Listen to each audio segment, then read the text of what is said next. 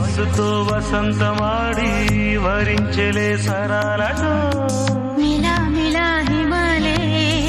జల జల ముత్యాలుగా తడ తడ గళన తటిల్లత హారాలుగా చేతులు తాకిన కొండలకే చలనం వచ్చనులే ముందుకు సాగిన ముచ్చటలో మూవను పలికెనులే ఒక స్వర్గం తల వంచి ఇలా చేరే క్షణాలలో అందాలలో అహో మహోదయం భూలోకమే నవోదయం